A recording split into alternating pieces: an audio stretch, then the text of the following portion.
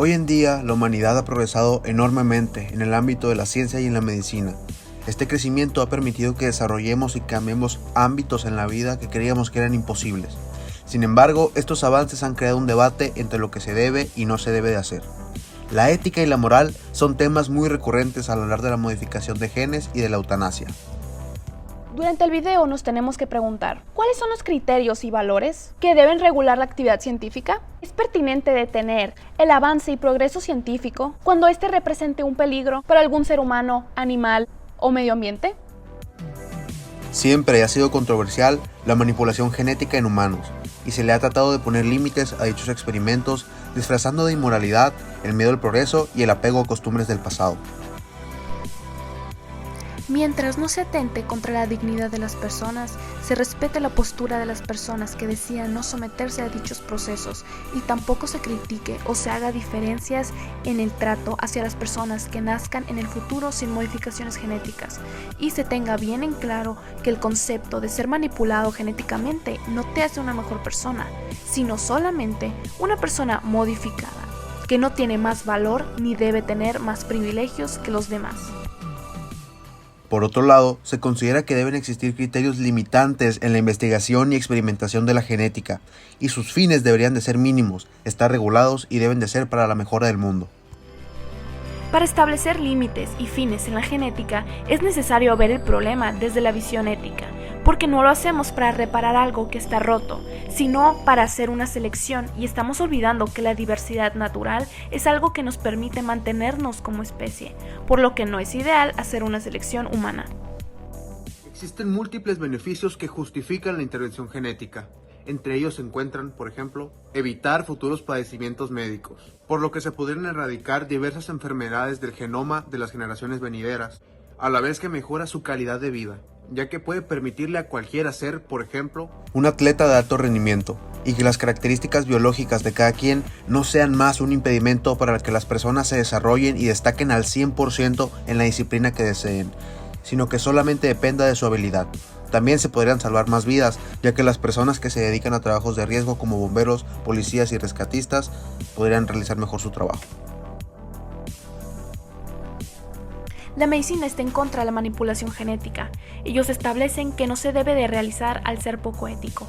Diseñar a tu hijo puede ser una manera de mejorar a la raza humana, pero esto trae muchos riesgos como embarazos múltiples, síndrome de hiperestimulación ovárica, embarazo ectópico, aborto, defectos congénitos y alteraciones cromosómicas, riesgos psicológicos y riesgos anestésicos. La oportunidad de diseñar a tu hijo es una práctica poco ética, ya que está siendo selectivo.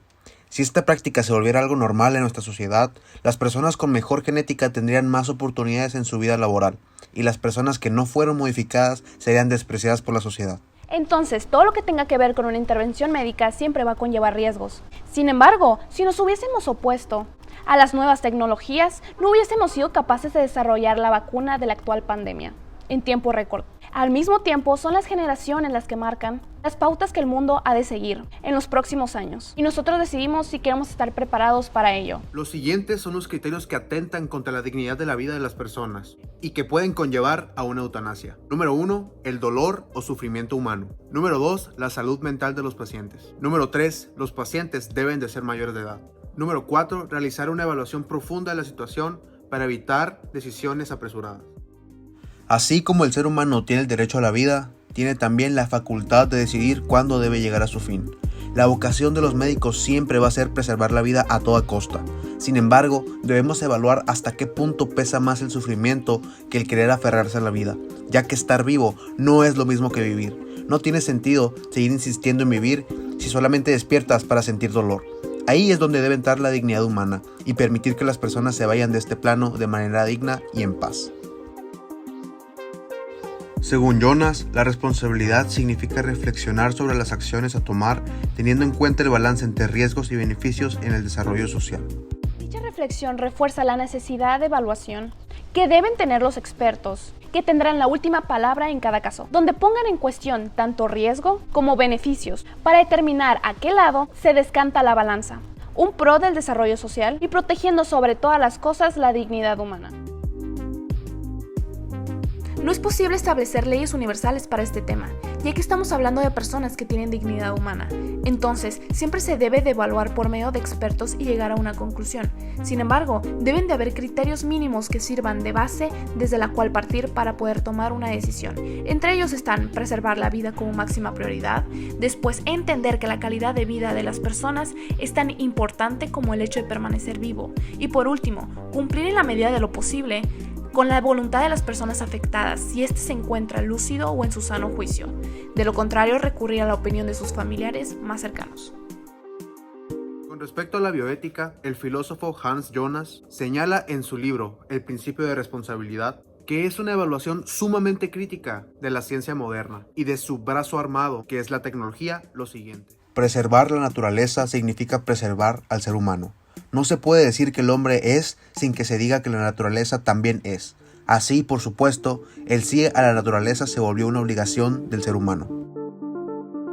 Con esto, el autor nos señala y nos recuerda la responsabilidad y obligación que tiene el hombre hacia el cuidado de la naturaleza, en función de su poder de transformación y conciencia del daño que le provoca a esta misma, para poder asegurar así la continuidad de nuestra especie. Finalmente, el humano se ha convertido en la especie dominante gracias a su capacidad de adaptarse al cambio, lo cual es el resultado de su inteligencia. Además, no se llega a distintos resultados si seguimos haciendo lo mismo. Si tenemos la capacidad de mejorar las condiciones de vida de nuestra especie, estamos obligados a hacerlo.